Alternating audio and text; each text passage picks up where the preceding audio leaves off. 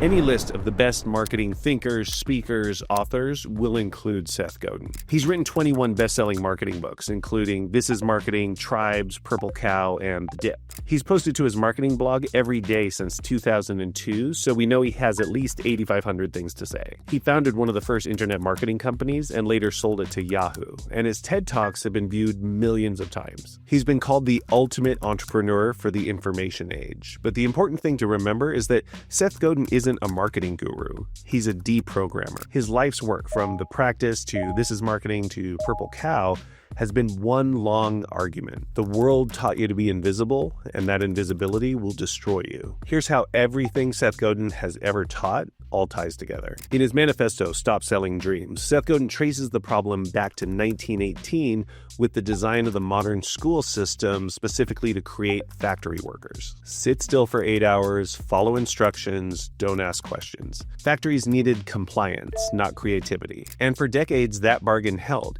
If you kept your head down and you were a good cog in the machine, you had job security. If you could just fit in hard enough, you could work at the same place for decades and end with a pension.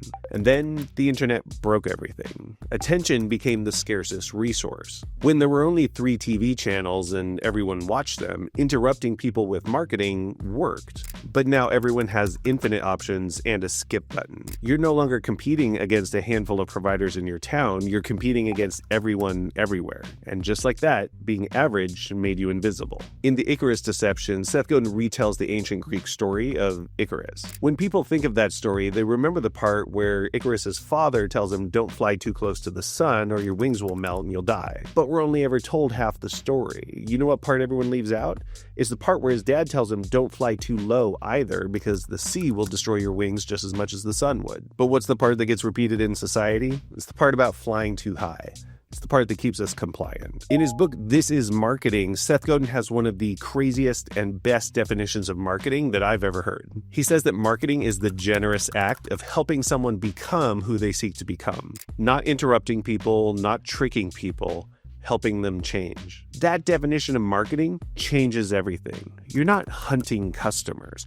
You're trying to find people who are already trying to go somewhere, and you offer to help them get there. In his book Permission Marketing, Seth Godin contrasts that with the old way, which he calls interruption marketing. He pointed out that consumers face 3,000 marketing messages every day, so they've gotten really good at ignoring them. Trying to yell louder than your competition and interrupt more often isn't a viable marketing strategy anymore. And he wrote that in 1999. Can you imagine how much more true that is now? The alternative he proposes is to earn permission. Give people messages they actually want to receive, that they opted in for, that they look forward to. Seth Godin uses a dating analogy to explain this. Traditional marketing goes into a bar and proposes marriage to a bunch of strangers over and over and over again. Most of them say no, of course, and the few that say yes probably aren't a great fit and don't even really want to be there. Permission marketing is like courtship. Strangers become friends, friends become customers, customers become advocates. Each step earns you the right to take the next one. He challenges people with this question.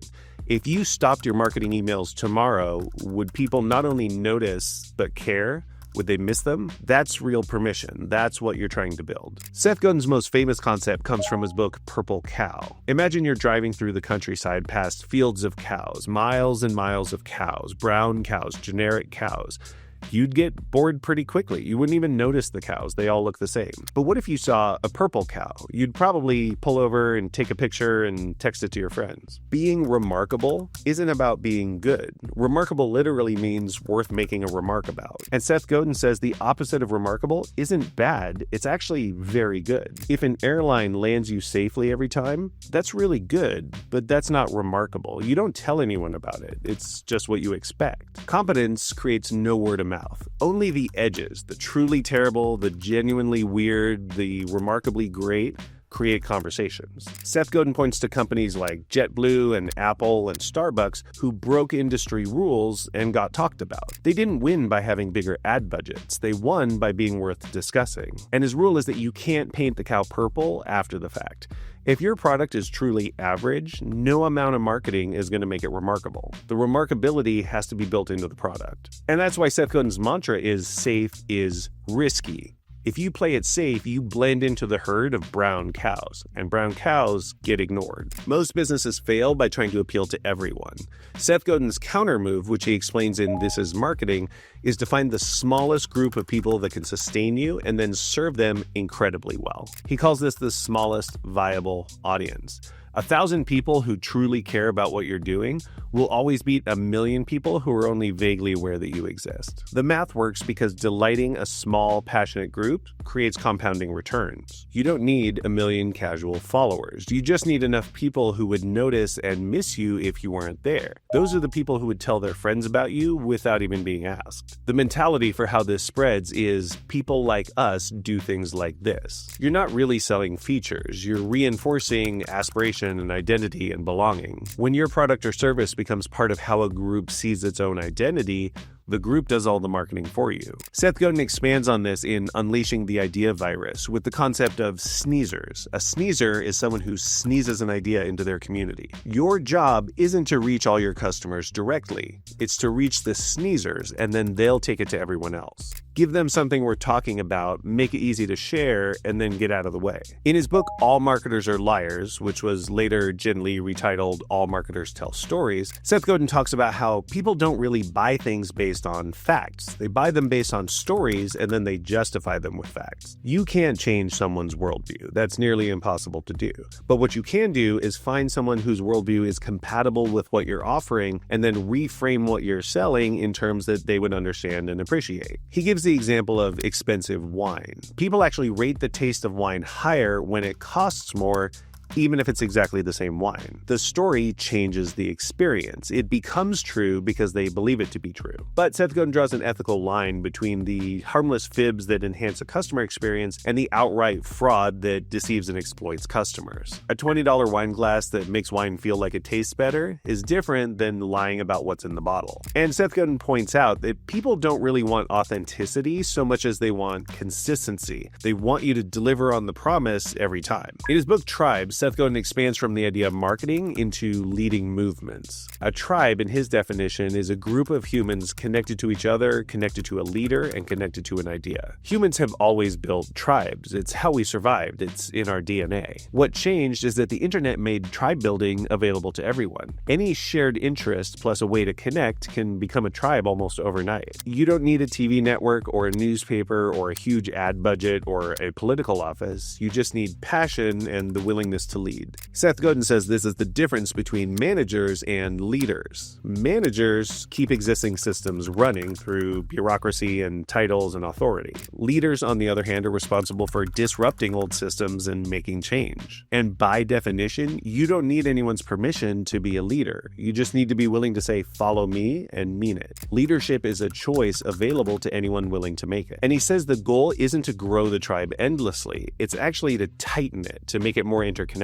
More connection between members, more shared identity, more shared stories. A tight tribe of 1,000 people is better than a loose tribe of 100,000 people. A tight tribe sustains you and defends you and shares your ideas without being asked. And Seth Godin says every movement needs 3 things: shared stories about the future you're building together, genuine connection among members, and something to do. Give people a flag, connect them to each other, and invite them to act. So if all this marketing talk about standing out and being different is so important, why doesn't everyone do it? In his book Linchpin, Seth Godin identifies the enemy as our lizard brain, the amygdala. It's the ancient part of our brain that kept our ancestors alive by avoiding danger. Standing out used to mean you got eaten, so we evolved to hide. And that same wiring is still running in our brains all day, every day.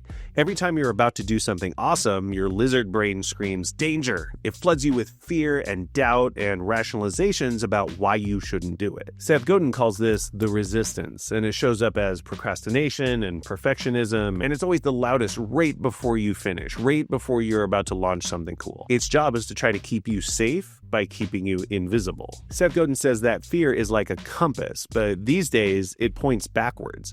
If you feel that, it means you should keep going because you're onto something. You're probably close to doing something that matters. That resistance never kicks in for meaningless busy work, which is why it's so tempting to do that. It only kicks in when you're about to do something real. In his book, The Practice, Seth Godin talks about how to make creativity mundane, routine, methodical. It's not mythical, it's not magical, it's not about waiting for inspiration. That's how he's posted to his blog every day for more than 20 years. He doesn't do it because he's struck with inspiration. He does it because he decided to do it, and then he stopped revisiting that decision. He says, I don't post because it's brilliant, I post because it's tomorrow. Ideas without execution are meaningless, and creative work really only matters when it collides with the outside world. Not every hard idea is worth finishing. In his book, The Dip, Seth Godin explains how to tell the difference. The dip is that long, hard slog between starting something and achieving mastery. The dip is where most people quit, and that's why those who push through are so important. The scarcity creates value. But Seth Godin distinguishes the dip from a cul-de-sac.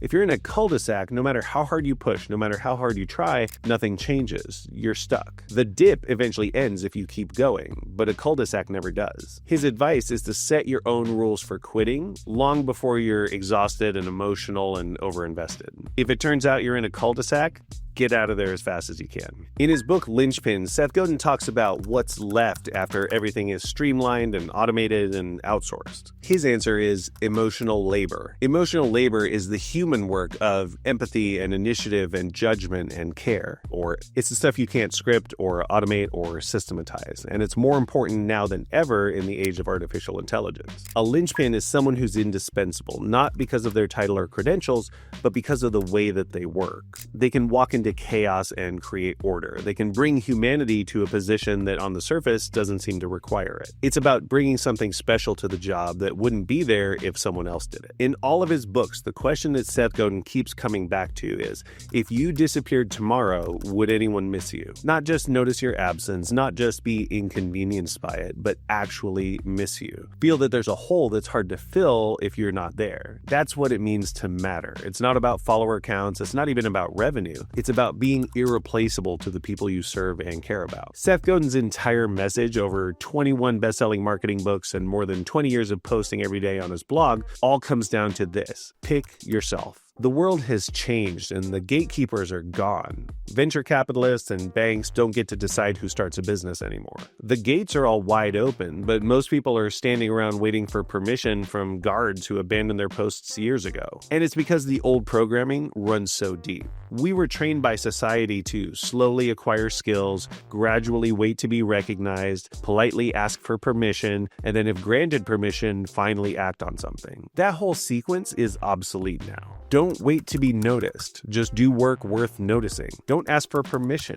Be a leader and assume you already have it. Ship something, launch something, get it out there before you feel like you're ready. Serve a specific group of people so well that they would truly miss you if you weren't there. And interpret that internal fear and that resistance as a sign to keep going, not a reason to stop. The world trained you to be invisible. Every institution, every media outlet, every authority figure taught you to fly low, be average, fit in. And Seth Godin's entire body of work is an attempt to deprogram you from that thinking. It's a complete manual for unlearning what you were taught and building something that really matters.